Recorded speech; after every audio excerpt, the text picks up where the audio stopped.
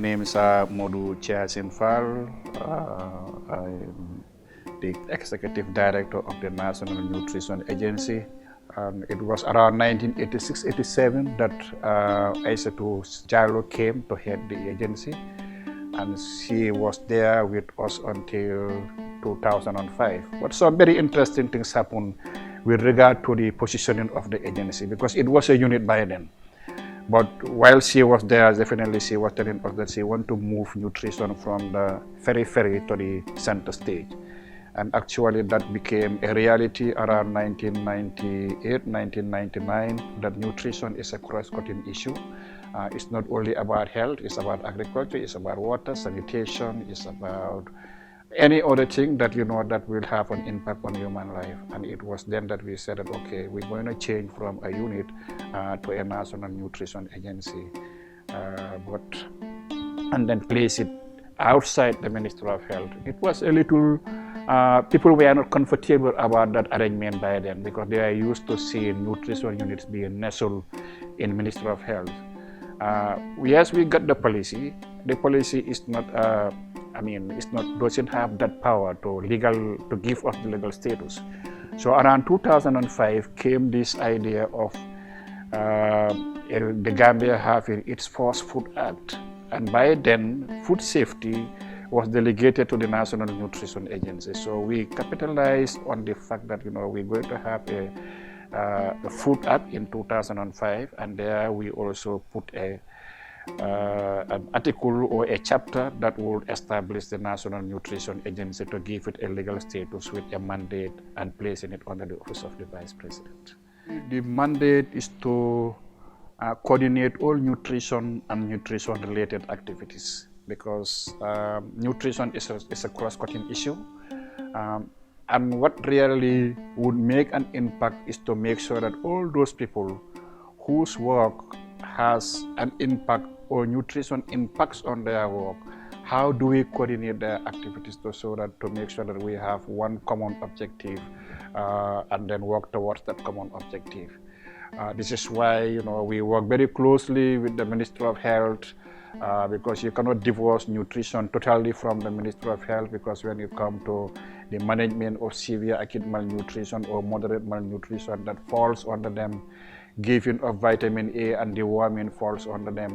But we also work with the Ministry of Agriculture in terms of food and nutrition security. We also work with the water and sanitation departments, because even if all these things are present in the household and you don't have good water and sanitation, it derails the efforts that you want to do in order to improve upon the nutritional status of the people that you are talking about. We also work with the Department of Women, because it's all about how do we empower women, how do we make sure that at the end of the day, women are given the right positions, women can make the decision as to when they want to get pregnant, whether they want to breastfeed, and for how long they want to breastfeed. What coordinating to means that there are certain things that the agency have to take lead. For example, when it comes to social and behavior change communication related to nutrition, we take the lead. When it comes to nutrition policy, drafting of the policy, we also take the lead. When we talk about nutrition in emergency, we also take the lead. So basically, to cut it short, I think we are responsible for the policy of the nutrition policy in the country, but we are also responsible for coordinating all efforts that are geared toward nutrition in the country.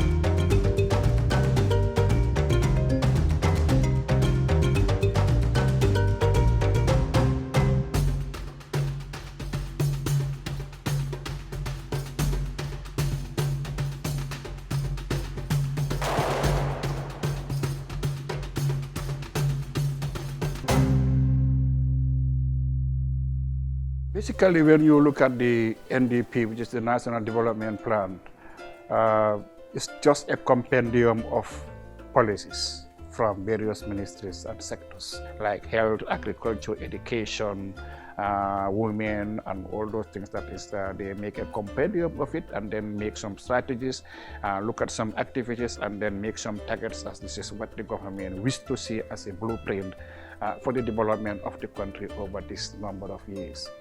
The National Nutrition Agency was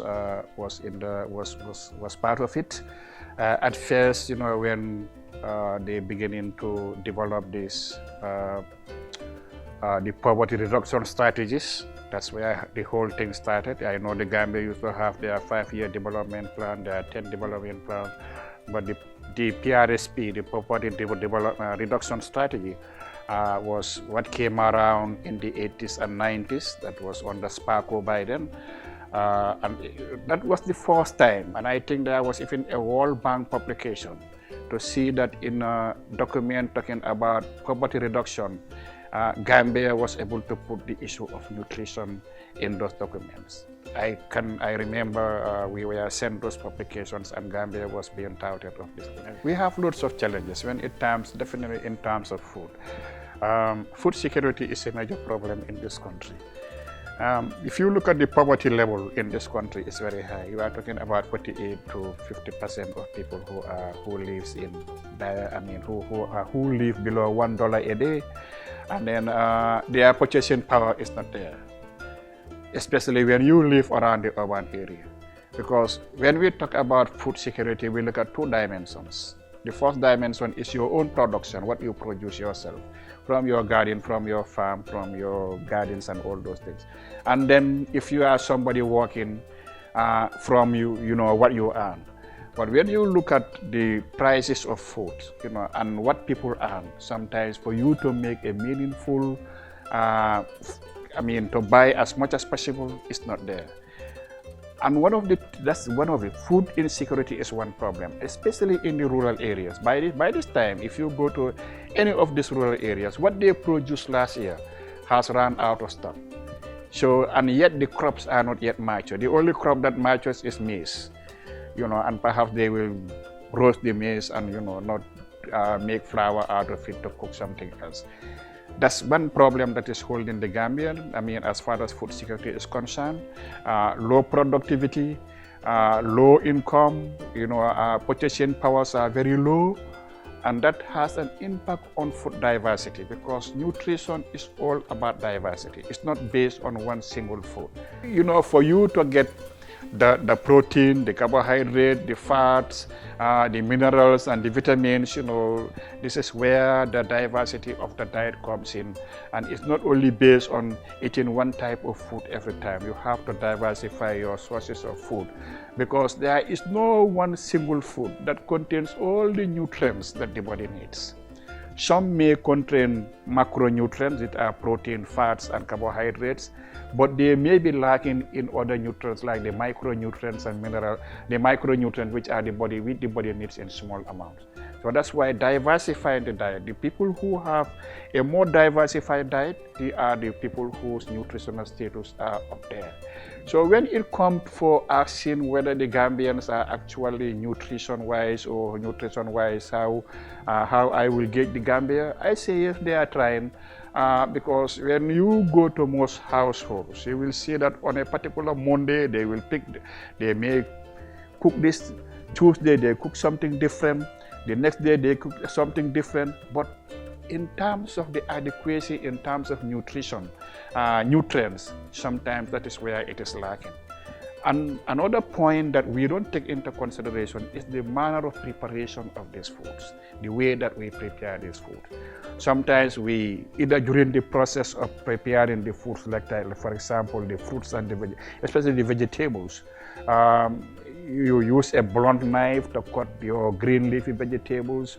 In the process, you make them lose some of the enzymes or some of the nutrients. Sometimes you soak them. If they are vitamin soluble, they disappear with the water, and then you soak and wash and throw the water. If the vitamin soluble ones, will definitely you lose a lot of nutrients. And then on top of that, sometimes you peel some of these things like the potato and leave them open in the air for another 10 minutes before you put them into the pot. And then by the time you come, you see oxidation taking place. Most of the ions start reacting and then changing color and then making bioavailability a problem. And then the other thing is about the issue of overcooking, especially with our vegetables. We just think, just make it, pulpy. The more you cook it, the more pulpier it becomes, and then during that process, you are also losing a lot of vitamins because they are evaporated with the water. That's why we always encourage women, if they are cooking, let them put the lid on top of the pot, so that even if they are leaking, something must remain. The last surveys that we did, and this was on women and children, have shown that obesity, which is another public health problem, is on the increase. We are also saying that underweight among women is also a major problem because of what? Women, especially in the rural areas, are not eating the right amounts of food, and they do a lot of work, physical work, up to a point when you look at their energy intake and energy expenditure is not balanced, and when it is not balanced, it gets go into the negative side of things, and that is why most of them are underweight. But don't be surprised that if in obesity, women, are carrying a weight more than what is the desirable weight for their age and height is also taking place across the country.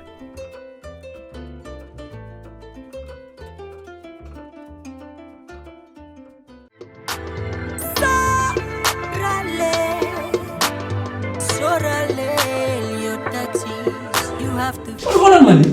waaw. kay dafa mel ni dañ ma saata di. waaw because li nekk sa appointment letter bi ak li ma gis fii dafa ute. lii foog Fatou leeralal ma ko bu baax. moom rek moo la ko mën a leeralal. seetaan yéen foo naa da ngeen ma saata parce que man dinuma benn pays tax waaye fu mu nekk nii ñu ngi dog suma salaire bi rek. déedéet Lamin pay tax mooy pay as you earn naama boo xam ne la ni sa koom-koom du ñëwee noonu ngay fayee lu mel ni li ngay fayee ko weer bu dee baate liñ laa jox soo demut noppaleku si at bi wala bonus allowances commission wala liñ laa jox si sa biir liggéeykaay bi bunti liggéeykaay bi nag ñoo war a jël sarta yooyu ñu dog si koom-koom yi ma la wax nii fay ko jiyaar yi weer bu nekka wala balaa beneen weer bi di am fukki fan ak juróom. su fekkee ne compagnie bi dañ toog suma xaalis bi te demuñ fay ko jaaree loolu moom nu moo mel. képp ku def loolu yaa ngi sàcca liggéeykat bi ak réew mi te saa yu jaaree yëgee loolu bunti liggéeykaay bi dinañ fay lépp ba mut te yow doo am benn kayit bu jógee jiyaare di wone ne yaa ngi doon fay sa naam. gis naa fu mu nekkee nii li ma def mooy dinaa bàyyi xel bu baax su weer deetee ma dinaa ñëw seet ndax li ngeen ma dog dem ngeen fay ko jiyaare waaye tamit xam nga ne lii képp koo xam ne mu ngi mel ni man di liggéey nekk liggéeykat comme man war naa mën a seet si man di def comme nu maa def. xibaar bi nag mu nga bàyyeekoo ca Gambia Revenue Authority képp ku bugg a am lu la leer ci lii nga xam ne mooy seen pay tax sa warugar la nag pour nga dem ci GRA office bu la gën a jegeñ Gambia Revenue Authority mooy place bi ngeen a fayee seen naamu yi pour jëm kanami réew mi.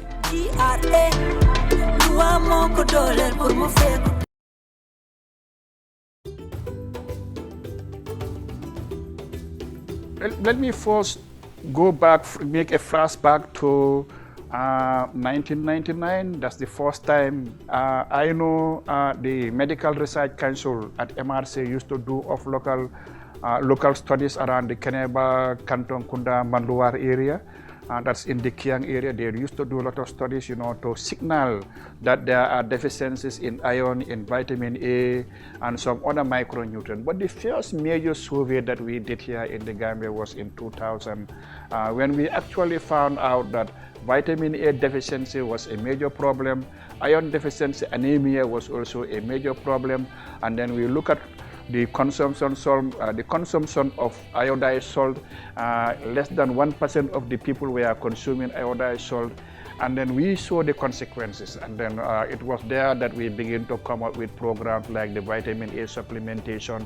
Yes, iron supplementation was ongoing, But on top of that, we were also encouraging the communities to have gardens in which they will grow mineral-rich or vitamin-rich foods, like these carrots, greens, and everything that they can eat to add to their district. So that was how the micronutrient program started way back in 2000, coming up to just recently when the EU came up with this project of the biofortification and food fortification. So what the EU project came for is to help the government of the Gambia to build on what they were doing in terms of vitamin A supplementation, in terms of iron supplementation, and in terms of what NANA and the agriculture and other people are doing, helping women to come with home gardens, not putting too much emphasis on cash or income generation, but also putting some emphasis on consumption. So basically, the micronutrient program has two folds. One is fortification, to make sure that these foods that are eaten generally accessible by a good number of the Gambian population, like rice, like oil, flour, are fortified with iron, and others are fortified with vitamin A. So it's only through that way that people, for example, bread, everybody eats bread in this country, right across, whether it is the Senfood, the Tapalapa, or the one from the King's Bakery, we all consume bread. We all consume pancakes, we all consume things that are made from flour. So if we are able to fortify our flour, you will see that a good number of the population will be able to consume enough of those things to avoid the problem of micronutrient deficiency. And the same thing goes to oil. If we are able to fortify the oil that is produced in this country or imported into this country with vitamin A, it will also reduce the amount of vitamin A deficiency coupled with the fruits that we are eating. Because right now, if you look across, maybe the mango season has just gone, but there are certain foods that you can get a little bit of vitamin A, like the yellow maize that is being consumed, like carrots, these are all sources of good vitamin A. So fortification, it was aspect of the micronutrient deficiency control program, and it's part of the interventions that we are currently working on. We are working with the Food Safety and Quality Authority. We are working with the Standards Bureau. We are working with the NAF, the National Alliance for Food Fortification, to make sure that, at the end of the day, we set the standards and make sure that some of these foods that are consumed and accessible by a good number of the population are fortified. That's one aspect. The other aspect is about the biofortification aspect. This is where, we are trying to introduce some varieties of foods, like the yellow color maize, like the sweet, the orange fresh sweet potato, like the iron-rich beans, cassava. We are trying to get the cultivars. The cultivars are already in the country. NARI has been doing a good work to see their adaptability, whether they can adapt to our environment. And now we are trying to do the dissemination across the farmers, so that farmers can grow it, but not only to grow it. That is where the promotion of SBCC also comes in. Not only to grow, but to grow and consume those foods, in the long run. Food Security Improvement Project. It was immediately after that project, which was a $3 million project that we came up with the Maternal and Child Health Resource Project. This was a project that came to address basically the health system, but you cannot talk about health without also talking about nutrition. The health system was definitely by then and still now. There are certain things that needed to be in place. They were not in place. I must tell you, it plays a major role as far as the health system is concerned.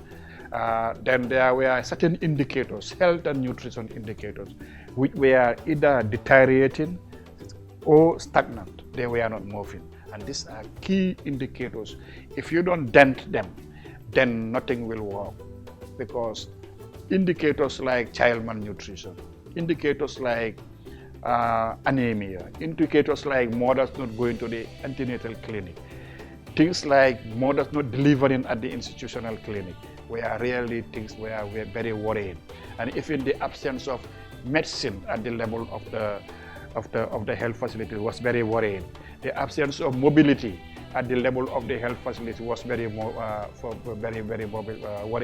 because if the RHD don't go out for monitoring, I wonder how the people at the regional, the level of the health facilities, at the level of the communities will perform. Coming to women empowerment, we working in the nutrition domain. We know that if we don't empower women, we are nowhere. That's why you can see at the beginning, all our work was focused on women. It was only later that we begin to change and look at the family from a holistic point of view. If you look at breastfeeding and the maternity leave by ILO, because the International Labour Organization, was telling people that, we need to go for this maternity leave. By then, the Women's Bureau were also coming up with their women empowerment program. And then we really advocated for the 3 months maternity leave.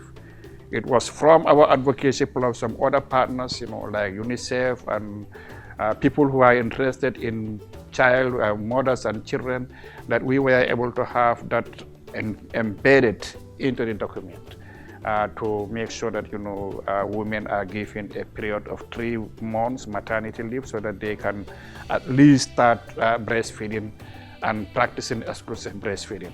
Later, we realized that the 3 months was too short. Because on our side, we were saying, breastfeed your child exclusively for 6 months. Now, if you are giving the woman only 3 months maternity leave, how is the woman going to complete the other 3 months? And, there are no crèches around in our workplaces, and mothers cannot come to the office with their children.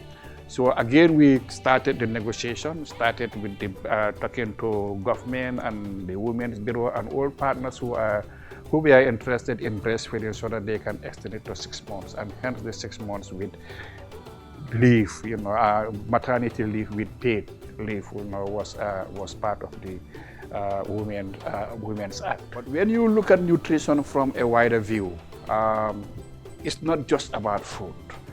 You can have all the food that you have in your household. That's why I said the technical definition might deal with those active mechanical and biological activities that do take place. But when you look at nutrition from a holistic point of view, you are talking about the collection of series of things that need to be present in the house for one to get adequate nutritional status. And that's why we go on to talk about nutrition security. And you cannot get nutrition security without getting those additional things. First and foremost, you have to get food security within the house, because without food, safe even infants who are breastfeeding, and even the breast milk that they are taking is food. But you have to get the food. You have to get make sure that the environment in which the patients live is clean. You have to make sure that the psychology and the social aspect of the woman, because if the woman is not having a good psychological state of mind, if the environment is dirty, if the water is dirty, if care is not there, we tend to neglect care. If this collection of things are not present in the household, it is going to be very difficult for one to get your optimal nutritional status. This is why health is important, because if somebody is not healthy, the food that you are eating, you either become anorexic, you don't want to eat, or when you eat the food, the body does not digest it properly, and even if the body digests it properly, it's not absorbed properly. So the health status, that's why we work very closely with the Ministry of Health and anything that it will help. And then again, the food must be available in the households. That's why we need to work with agriculture, either from horticulture or from the production of cereals. We have to work with all those people. So it's the combination of all these things that we are talking about that can improve one's nutritional status. It's not a single thing. That's why we find it very difficult sometimes to move indicators. In as much as you educate people, Access will spend 50 years talking to people, they got the knowledge. but do they get the enabling environment for them to change their nutritional status? And what is the enabling environment? It's the availability of the food, it's the availability of child care, it's the availability of health, it's the availability of water and sanitation, and also the supportive environment of the people with whom the woman and the children live also matters a lot. The whole concept was about NAFA. How do we transfer cash to this community? So, but due to the fact that COVID-19 came, you cannot work on your social registry as quickly as possible. You cannot identify those 15,600 plus households that were supposed to be extreme poor, because you have to construct your social registry before you can get to that, do your proximine test to get down to that level of targeting.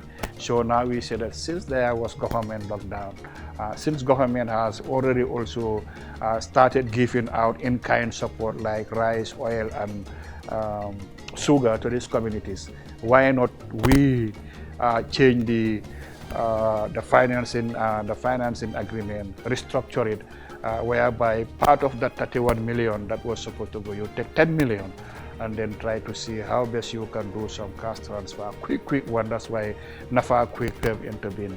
And then instead of targeting 20 districts, you target 30 districts.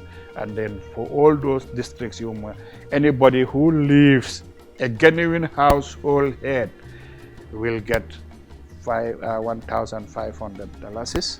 But the transactional cost of doing the transfer for every month will be high, and people may not have the capacity to do it on a monthly basis.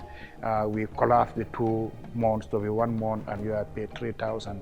So actually we're working on the first round, which we will complete very soon. This is just an update, the total number of people who have registered, this is about 45,951 households as of today. So this is just talking about the Phonis, LRR, Kiang, near LRR and CRR North and South. We haven't yet gone to Basse. Basse is having very large settlements. So we hope that, by the end of the exercise, we will hit something like 60 to 70,000 households. And I think that's a fair number.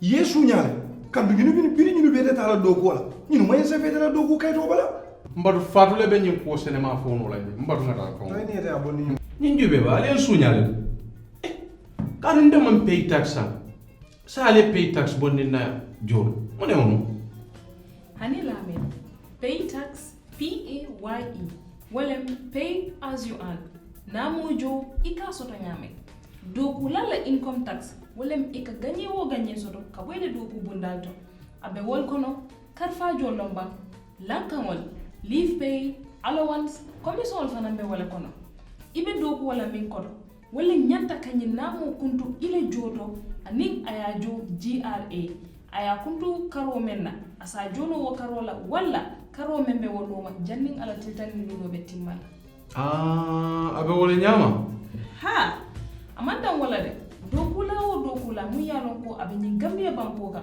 andum ala jo adatita kabo darasi wile fula katawo isantola inyantale pour yenyi namoju sa ni adare de dokula min ko akayla ko dokum abuga jo jiare do woto amunta be dokula men ko to wala be te suñankan anin man sakunda minyin kala mutata wato wate ibe doku wala min koto ibe wala alamanna pour ayele nyin namojo mumbe tambita andum aba mume jola asiri mo ite doku la fana ite kayti wo kayti sotola membe bola na GRA bulu kayita ndi koyta mu namojo lati ni sulata la wato min ngoyta la gandol jo sa mba mek sola karifa ngana jam foy kan na kodo jo jiare la nyama ba foy buka jo ñing kibaro botanali Gambia Revenue Authority le nimmil lafta kuma sene soto la ila namoto e ka famille pay income tax akata e futa GRA la bundato membe sutiyari la Gambia Revenue Authority ibe namu kaniwola bankola nyato tale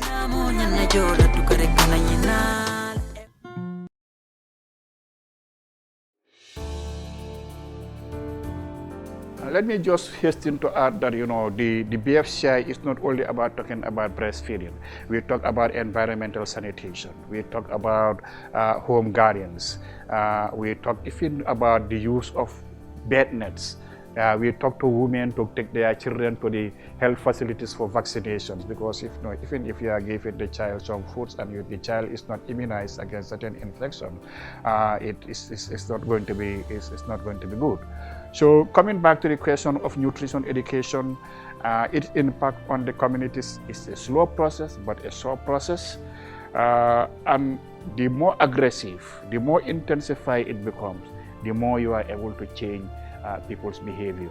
We have seen that from all the projects that we are implementing, from the present project down to the MCHRP, even this one that we are doing, the cash transfer, we always embed nutrition education or social and behavior change communication, so that people now will begin to change their behaviors. And now even the people who are doing the practice have also changed their mode of approach. Because formally, what they will do, they will go and talk to the woman. You start talking about nutrition, the men will tell you, oh, this is a woman's affair.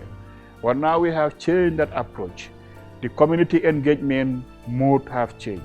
Now it's about talking about the societal level, talking with the alcalo, the imam, the husband, the wife, the peers, so that you don't address it from a single blood point, but you address it from a societal level, and definitely it has a lot of impact.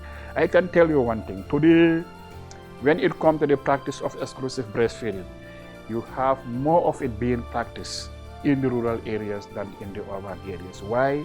Because you have all the BFCI communities in the rural areas compared to the urban area. Because the behavior of people now in the rural areas have actually changed in terms of refuse collection, in terms of how they segregate their refuse, in terms of where they store them, and using fencing materials to make sure that the refuse doesn't scatter. So it's not only about the dietary aspect that they know about all these micronutrients, they know their sources, but they are also applying what some of the things, in terms of knowledge, in terms of attitude, and in terms of behavior. And then people, to change their habits, something that they are very used to. And overnight you want to change it, it may take problem. But this is where patience, you apply patience, you have to say that, okay, not in my lifetime, but maybe at a particular time some of these things will change. Because if anybody has ever told me, as a young guy getting into nutrition, that the average Gambian today will start talking about nutrition, talking about vitamins, we're talking about minerals, I would have told you no.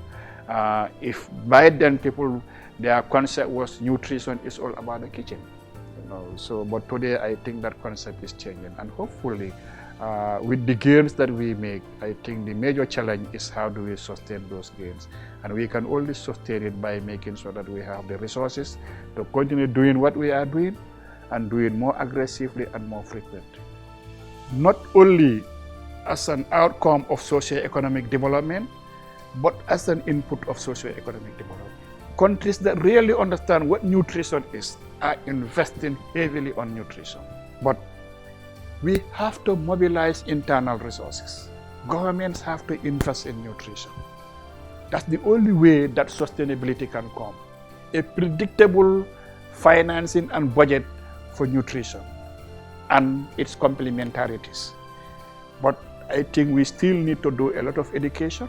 We need to do a lot of advocacy with the people who have the final decision as far as nutrition is concerned. That blueprint is just a blueprint, but that blueprint needs to be costed in terms of dollars and dollars. And there is need for investment into that blueprint for those things to move. If not, it's just a mere document that is sitting up there. But coming to the side of nutrition, minus what the donors are giving as nutrition, the nutrition landscape would have been a different thing. In the negative, that the type of investment that you are yearning for is not coming forward. And this is really something that maybe people don't really understand the critical role of nutrition. It's not only about putting these things in our policy documents, but making sure that, in tandem, the financing also comes. All these things that we do, they're supporting us. They are really supporting. But supporting is one thing. We have to go to the next level of not rhetorics, but action. To get correct and accurate information as far as the vaccine is concerned or COVID-19 is concerned, is you have to make sure that you get it from the people who are responsible in the response. That is from WHO, who are leading the global response efforts, and through their websites. That means they are accurate websites for that matter, if you need sources, or when it is locally, you have to also get the information from your Minister of Health, which in the case of the Gambia, our own Minister of Health, and through that, when it comes to information, that is through the Directorate of Health Promotion and Education, and when it comes to the field workers, that is through the communication, health communication unit, the unit that I belong to and I work for. These are the people who are actually, leading as far as sharing information with regards to COVID-19 is concerned. And the vaccine, you can also get it from the expanded program on immunization. That is the Ministry of Health office that is responsible for all vaccines in this country. And since 1979, they have been vaccinating people in the country. So if you need any information with regards to the COVID-19 vaccine also, you can reach out to the EPI, that is the expanded program on immunization in the Gambia, which are also housed in this medical and health complex here in Kotu, Central Medical Stores. These are the people who you can get accurate and correct and timely information from. And we also have a website, that is the Ministry of Health, the Gambia, and we also have a Facebook page, that is the Ministry of Health, the Gambia. We have Twitter, we even have YouTube and other platforms, WhatsApp platforms that we are using to make sure that information is accessible by the people, especially in this period of the COVID-19 pandemic.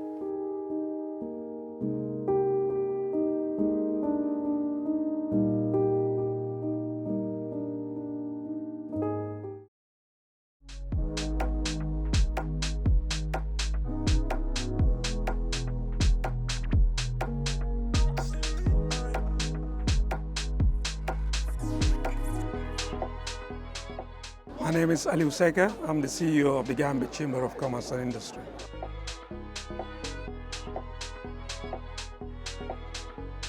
Well, the last 2 days have been quite informative if you look at the agenda. We've had, to start with, an inspirational talk delivered by Doyen Mr. Abdoulaye Toure, who's had a cross-cutting experience both from the public sector as well as the private sector, as well as academia, who had shared some life experience as well as what best to celebrate in the Gambia. But also throughout the last 2 days, we've had several speakers and resource persons to speak about digitization, which, as you would know, today is what drives the world, especially following COVID, post-COVID-19 or during COVID-19, when people have had to stay indoors and been locked away and resources not available and people not being able to gather together.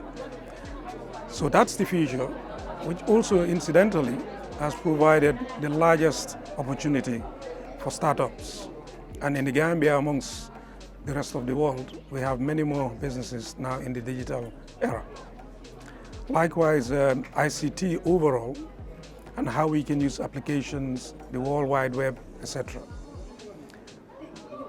Technology is what drives both employment as well as the future, and can create jobs for both the old and young. However, agriculture is one area that also recently have been, sidestepped, which we believe needs to be brought back to prominence. So there have been sessions and there will be additional groupings that will be meeting to discuss this. I should just mention the statistics that about 70% of the Gambians are employed in back-breaking agriculture, but we only provide about 20% towards GDP. So we need to transform this so that this 70% employment that is generated is actually translated to a higher contribution to our GDP. So really, these issues and topics that we've talked about are ways to first inform these young and budding entrepreneurs, but also to give them examples of how it has been done elsewhere, but also then to make sure that from here on, they use the resources and network and pull their resources together. So I'm pleased to note that they've received this enthusiastically, and we hope they will apply that.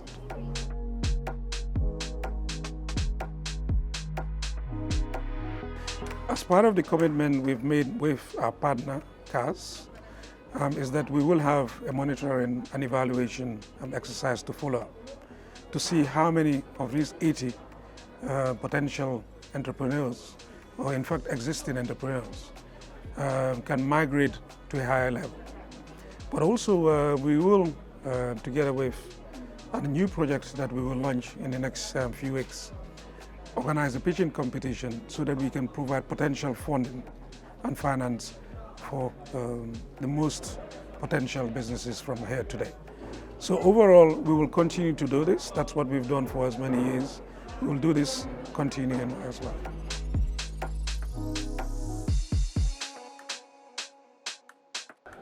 Well, this is the second startup forum that we're organizing, and I can assure you it's not going to be the last one.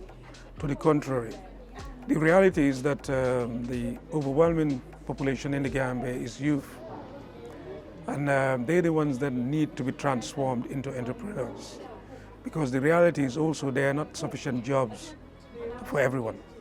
So we will continue this. We will have another 100 or so in the next few months that we will also prepare accordingly. So rest assured that we will continue on the transformation.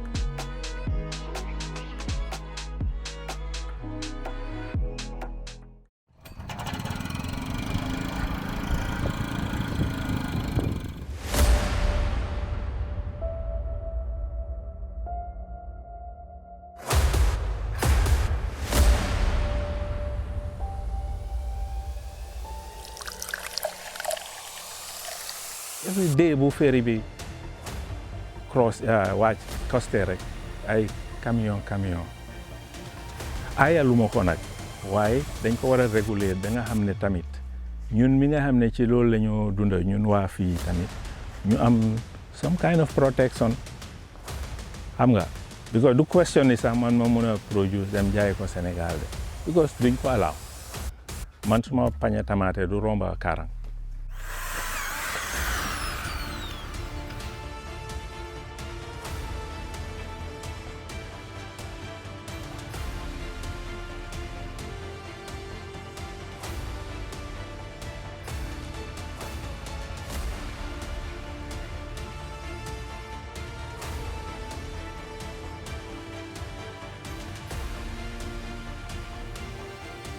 Man may Musa Mbenga, man waa Banjul la. ñu ngi dem Winley Primary School. Fana after Sir Dawda Primary School la tudda léegi fana beneen tur la. Then after ñu dem Gambia High School. Biñ jeexalee Gambia High School ñu am liggéey agriculture ñu post ñu Kuntawur. So nekk nañ Kuntawur jógee ko fa ñëw fii nekk nañ Birkama nekk Yundum bala ñoo dem jàngi. So biñ ñu ngi dem America la njëkk a dem pour suma first degree Bachelor of Science degree dëkk bu ñoo wax Lubbock Texas University bu ñoo wax Texas Tech University ba ma jeexalee foofu ma ñibbi si Gambia ñu post ma Sapo ma nekk Sapo from 1985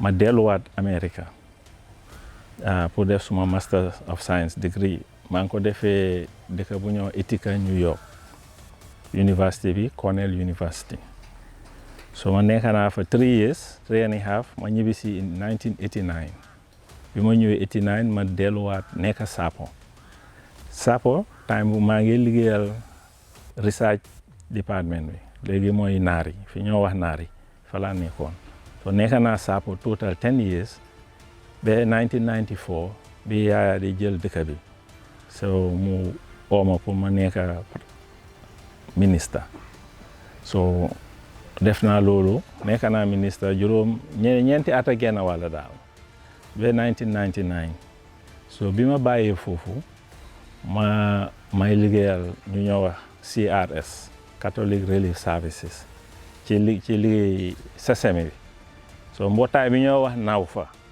National Women Farmers Association man may woon lead consultant bi ñun ñoo ko taxawal léegi ma def loolu at ak genn wàll den ma am liggéey bitim réew mbootaay bu ñoo wax SILS moom mbootaay boobu mu ngi Burkina Faso Ouagadougou so foofu nekk naa fa juróom benni at ak genn wàll ba ma jeexalee foofu ma am liggéey FAO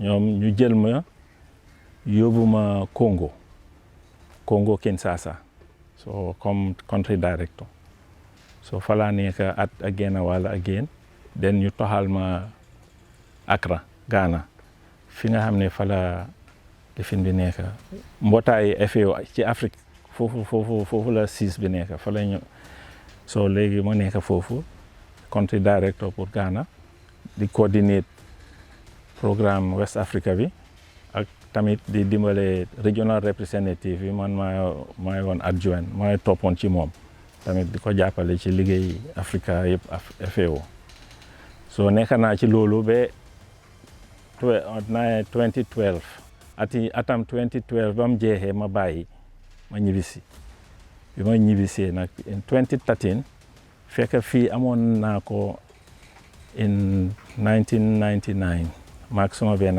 xarit ndem si yàlla mu génn àdduna bu yaagut nii ñu ngi ko wax Modou Diallo Garanke te nekkoon patron fele boos bi nawek maa moom ñoo bokk fii léegi ñu nekk fii ba léegi alhamdulillah ñu ngi sant borom bi fu nekk 7 hectares yëpp développe nañ ko ñu ngi ko use waaye nag demee wutoon noonu in 2013 dañ commencé woon rek ci benn côté fii mooy benn hectare bi fii after ñaari at ñu dem yokk yeneen ñaar loolu weesoo ñu toog lu yàgga ñaari at xëy na door a def fii ay sorance côté bi sorance den li des ci tool bi daaw lañ ko développe foofu ñu ngi fa dugal sorance waaye tamit ñu ngi fa liggéey chili peppers ak kanja après ñu ngi taxawal néegi xar tamit dañ bugg a commencé di yar xar pour Tabaski mbéy mi li ko géteen bari na waaye comme lu nekk rek jafe-jafe bu nekk rek am na saafara boo jëlee affaire yi ndox mi taw bi nit mun naa def irrigation nga xam ne di nga mun a liggéey nawet liggéey noor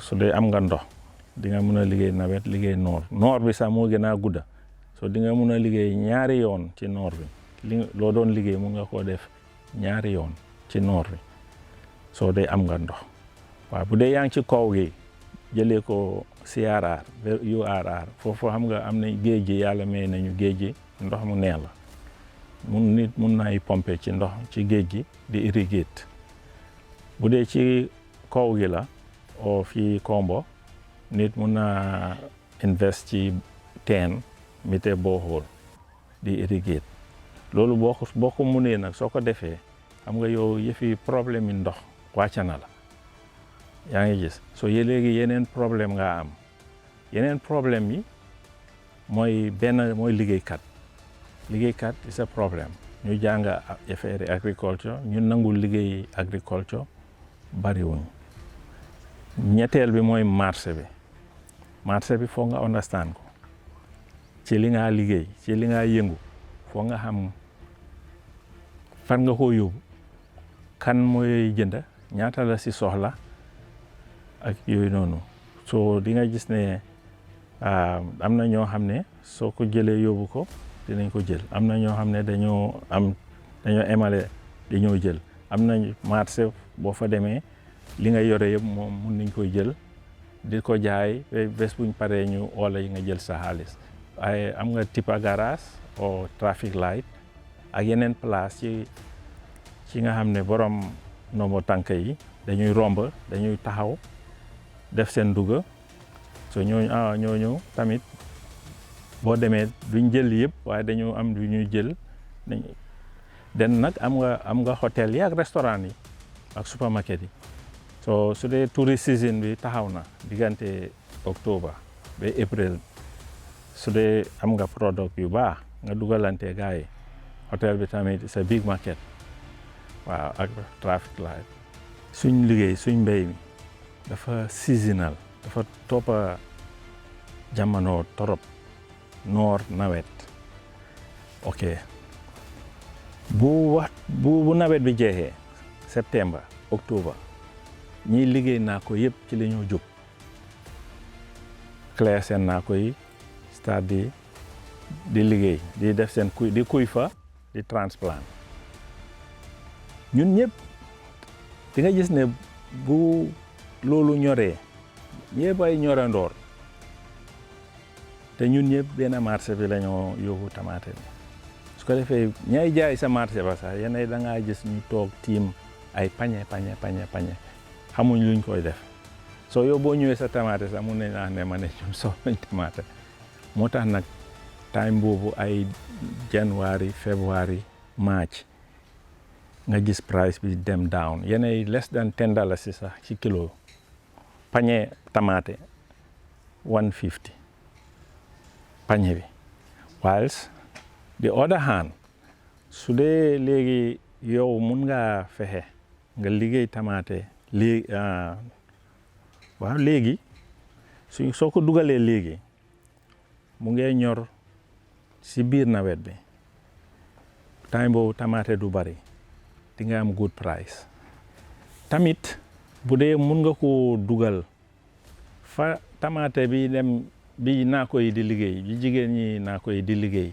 fa seen bos bi di jeexee ci marché bi yow nga commencé foofu by this time price bi dafa égaat because du am su li ñoo wax supply and demand su supply bi demee less rek demand bi dem up price dafa éeg so looloo dee xew pexe bi nag mooy always li ma rek risque bu nekk am na saafara moo tax lu mel ni greenhouse dafa baax ndig moom nawet ndoxi taw mi du laal li nga béyteef bi du ko laal ndoxi taw bi du ko laal waaye soo mënee irriguer ndox ngay mën a dugal ndox yow doo am benn problème an loolu tax ñu dugga ci pour nawet bi ñuy def ay tamaate ay kaani salade ak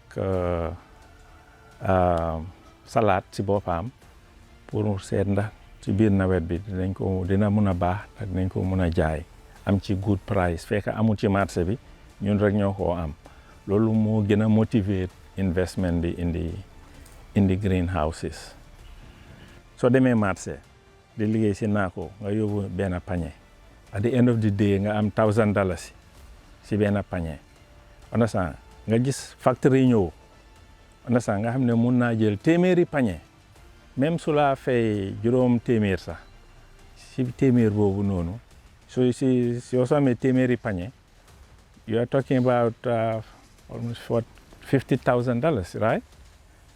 So, loolu lañ need. In the final analysis, we need industry bu mën a absorb production bi. That will tax ñiy liggéey dinañ mën a jaay, dina encourage more people. Because dafa nekk a livelihood. Soo liggéeyee $50,000 tamaate. Understand? Sa morom ki toog di idle. Understand? Dina am inspiration. Soo xamee ne noonu nga amee sa $50,000 bi dina la jéem a toppasi ci loolu so loolu nag su koy def production bi gën a bari daña factory bi gën a viable gën a mu liggéey loolu noonu lañ ko war a xalaatee rek otherwise su ñoo demee ni ñoo demee nii duñ dem fenn dañoo ne yaa ngi daw indi taxaw benn place